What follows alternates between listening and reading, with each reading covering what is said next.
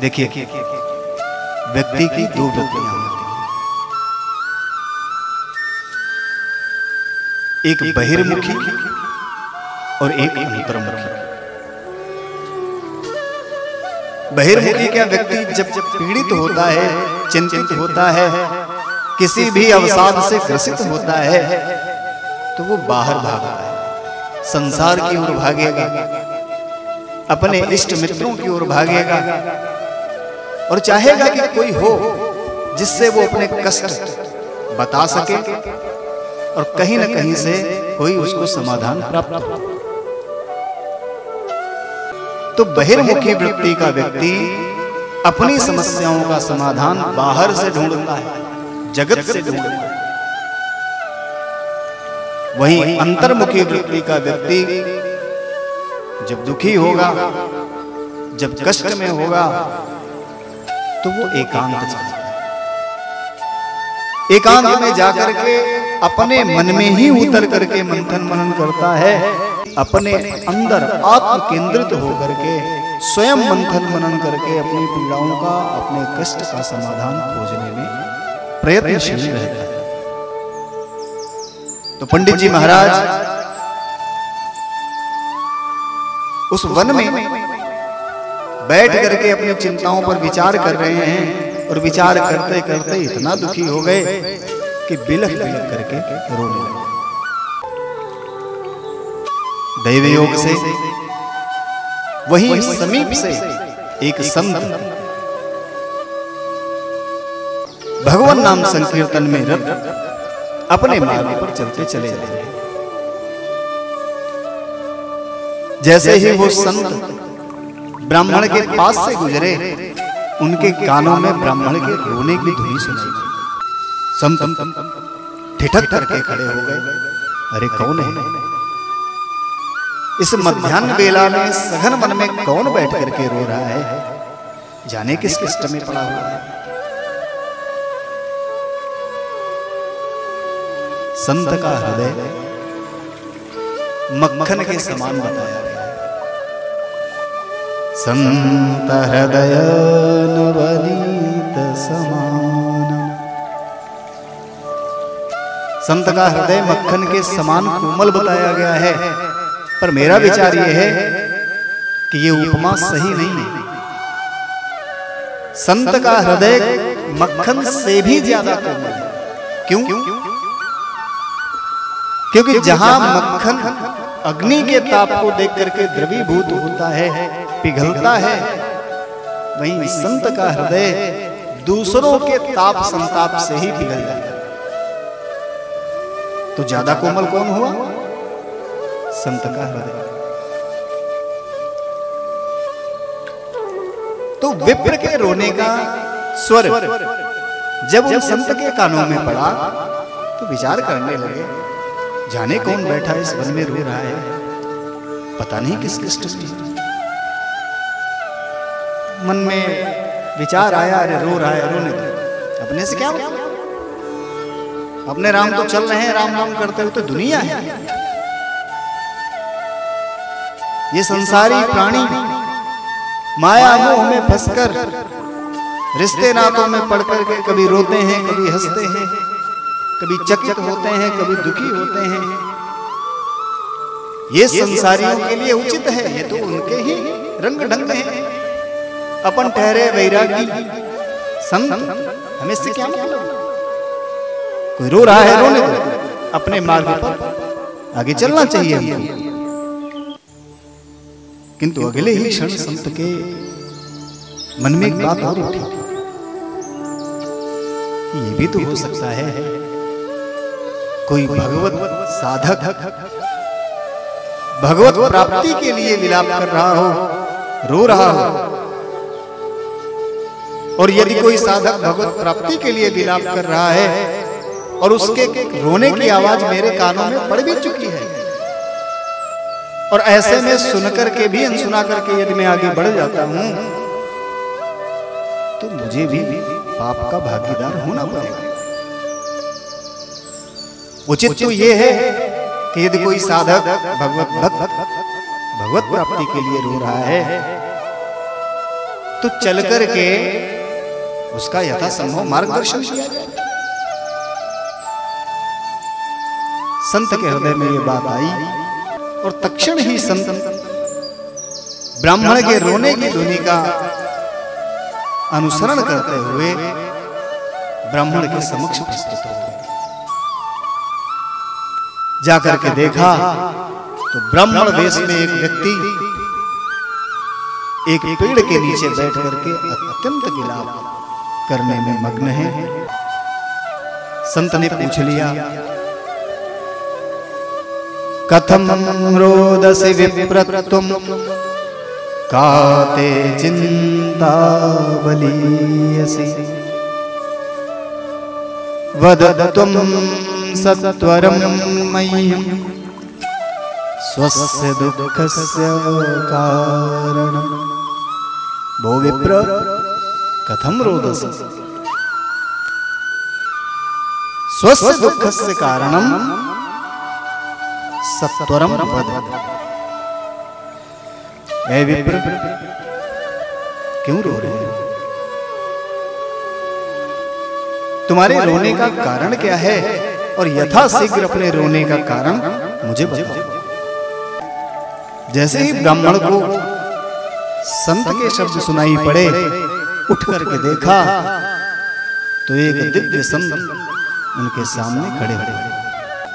ब्राह्मण महाराज से रोने का कारण पूछा तो पीड़ा की अधिकता में भरे ब्राह्मण उन्हें देखते ही और ज्यादा उच्च स्वर से विलाप करने लगे। प्रायः ऐसा होता भी है। विचार करें कि आप भीतर ही भीतर अपने दुख अपने कष्ट छुपाने का प्रयत्न कर रहे हैं, एकांत में बैठ करके स्वयं पर संतुलन बनाने का प्रयत्न कर रहे हैं, और दुख की अधिकता में कोई अपना कोई भी सहानुभूति दिखा करके जब आपसे आपकी पीड़ा का कारण पूछता है तो प्रायः व्यक्ति नियंत्रण खो देता है और उसकी भावनाएं अश्रुओं के रूप में, रुदन के रूप में, विलाप के रूप में प्रकट होने लगती है। तो एक तो ब्राह्मण महाराज बैठ करके रो रहे हैं, सन्यासी ने कारण पूछा तो ब्राह्मण का दुख और प्रकट हो गया और फूट फूट करके रोने लगे ब्राह्मण जी। किम ब्रवीमि से दुःखम पूर्व पापेन संचितम मदीया पूर्वजास्तोयम कवोष्णमुपभुञ्जति। ब्राह्मण ने कहा, महाराज मैं अपने दुख का कारण क्या बताऊं? अरे महाराज मैं तो अपने ही पूर्व जन्म के पूर्व में संचित पापों का फल भुगत रहा हूं। महाराज पूर्व में संचित पापों के कारण आज दुखी हो रहा हूं। संत ने कहा, महाराज क्या हुआ क्या? ब्राह्मण ने कहा, महाराज मुझे एक ही कष्ट है, मेरे दुख का कारण ये है कि मैं निस्संतान हूं। मेरे भाग्य में मुझे अब तक संतान की प्राप्ति नहीं हो पाई है। यही कष्ट मुझे अंदर से अत्यंत पीड़ित किए हुए। महाराज स्थिति यह है कि जब मैं अपने पूर्वजों को जलांजलि देता हूं तो वो भी सोचते होंगे, वो भी ये सोच करके दुखी होंगे कि मेरे बाद उनको जल देने वाला भी कोई नहीं। महाराज ईश्वर का दिया सब कुछ है, किंतु एक संतान के अभाव में सारा घर, सारी संपत्ति, सारा ऐश्वर्य मेरे लिए नीरस है। महाराज मेरा दुर्भाग्य इतना प्रबल है कि मेरे घर में जो गाय है उसे भी बछड़ा नहीं हो रहा है। और तो और महाराज अपने इन हाथों से मैं जो भी वृक्ष लगाता हूं उस पर भी फल फूल इत्यादि नहीं है। ऐसा अभागा और पुत्रहीन जीवन मेरे किस काम का? यही सोच करके सब कुछ छोड़ करके इस वन में मैं अपने प्राण त्यागने के विचार से आया हूं महाराज। और अपनी पीड़ा बताते बताते ब्राह्मण देवता और अधिक सुर से फूट फूट करके रोने लगे। संत ने जैसे सोचा, अरे राम, कहा मैंने सोचा कोई भगवत साधक भगवत प्राप्ति के लिए रो रहा है, किंतु यहां तो ये तो पुत्र के लिए रो रहा है। मन में विचार करने लगे, इसीलिए मैं सोच रहा था कि कोई रो रहा है, रोने दो, जैसे क्या मतलब। इसी कारण जितने सिद्ध संत होते हैं, उच्च कोटि के संत होते हैं, वो संसारियों से, गृहस्थों से दूरी बनाकर रखते हैं। आज भी जितने सिद्ध, जितने उच्च कोटि के संत हैं, वो संसारियों से कोई भी संपर्क रखना उचित नहीं समझते, क्योंकि वो जानते हैं जब भी कोई संसारी, जब भी कोई गृहस्थ से उनकी भेंट होगी तो महाराज कोई मकान की बात करेगा, कोई दुकान की बात करेगा, कोई कष्टों की बात करेगा, कोई बीमारी की बात करेगा, भगवान की बात कोई नहीं करेगा। इसलिए संत गृहस्थों से, संसारियों से दूरी बना के रखते हैं। तो संत को पश्चाताप हुआ कि कहां राम राम करते हुए मैं अपने मार्ग पर जा रहा था और कहां परोपकार की भावना, इसका उपकार करने का मन में आया, और यहां आकर के देखा तो पुत्र के लिए रो रहा।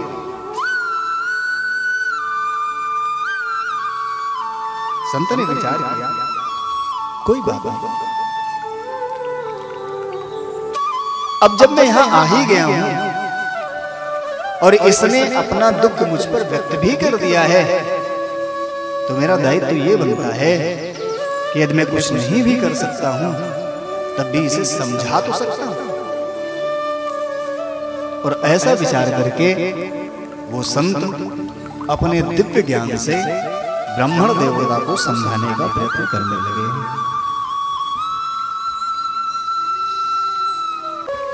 मुञ्चा ज्ञानं प्रजारूपं बलिष्ठा कर्मणो गतिः विवेकं तो समासाद्य त्यज संसार वासना। ऐ विप्र, कहां ये बच्चों के लिए रो रहे हो, कहां संतान के लिए रो रहे हो? अरे विवेक से काम करो, तुम तो ज्ञानी हो।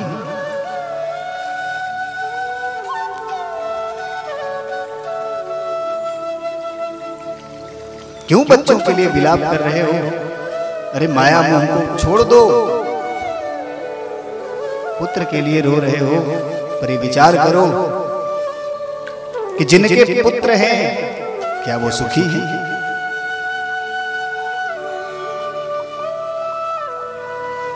ऐसा कौन हुआ है जिसे उसके पुत्रों ने सुख प्रदान किया?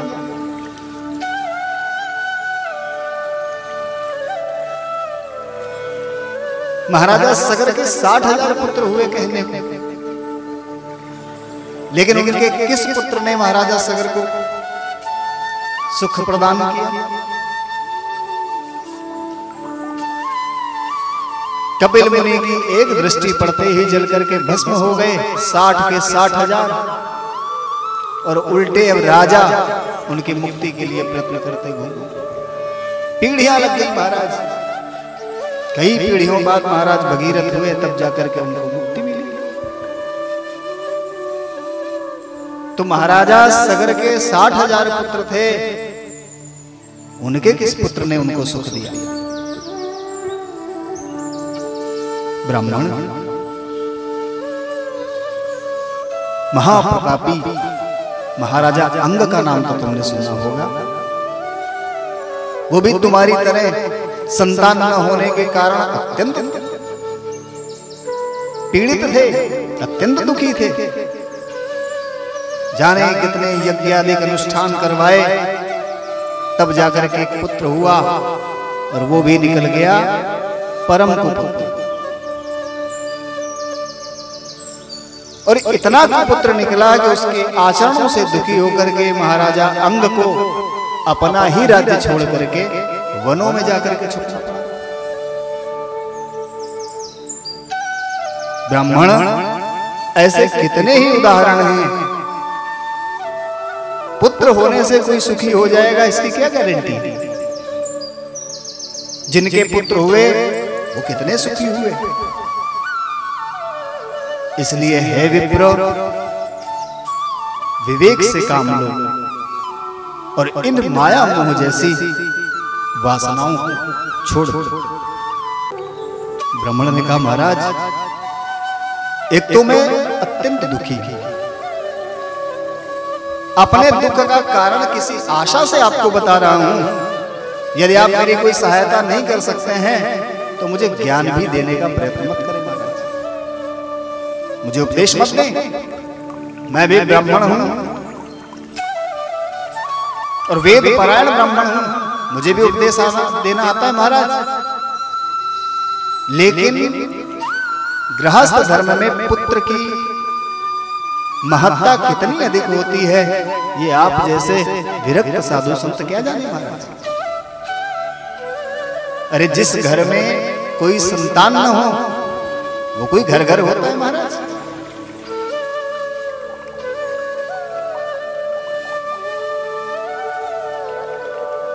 छोटा सा बालक जब घर के आंगन में किलकारियां करता हुआ घूमता है घुटनों के बल, तो महाराज क्या दिव्य आनंद की अनुभूति होती।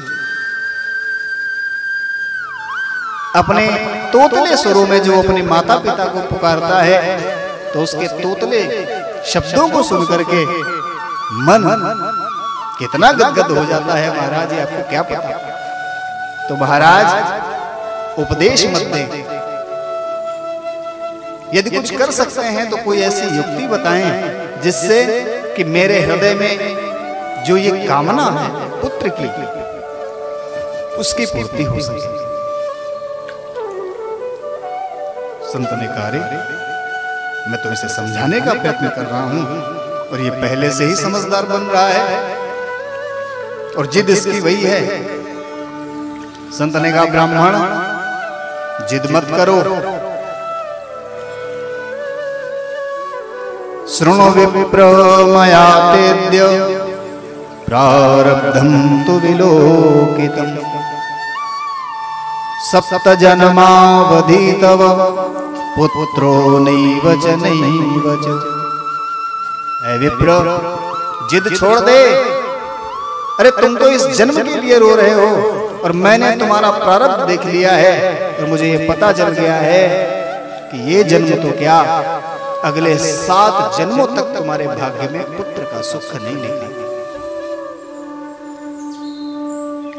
जैसे ही ब्राह्मण देवता ने संत के उन वचनों को सुना, अब तो और ज्यादा बिलक बिलक करके रोने लगे और तुरंत गिर करके संत के चरणों को पकड़ लिया। ब्राह्मण ने कहा, महाराज मैंने तो इस आशा से अपने कष्ट आपके समक्ष प्रकट किए कि कुछ ना कुछ करके आप उन्हें या तो दूर करने का प्रयत्न करेंगे या उन्हें कम करने की कृपा तो करेंगे महाराज। पर महाराज आपने मेरे दुख कम करने की बजाय कम तो किए नहीं, 7 गुना और बढ़ा दिया। अरे अभी तक तो मुझे इसी जन्म की चिंता थी, पर आप तो कह रहे हैं कि अगले 7 जन्मों तक मुझे कोई पुत्र नहीं होगा, तो आपने तो मेरा दुख 7 गुना बढ़ा दिया ना। और चूंकि आपने मेरा प्रारब्ध देखा है तो इससे ये प्रतीत हो रहा है कि आप अत्यंत सिद्ध संत हैं, इसलिए मैं आपके चरणों को पकड़ करके ये सौगंध खाता हूं कि या तो आप मुझे पुत्र प्रदान करें, अन्यथा आपके चरणों में ही सर पटक पटक करके मैं अपने प्राण त्याग दूंगा और मुझ ब्राह्मण को मारने का जो दोष है, ब्रह्म हत्या, महाराज उसके लिए आप तैयार हो जाइए। संत ने कहा राम राम, ये तो बुरे फंस गए।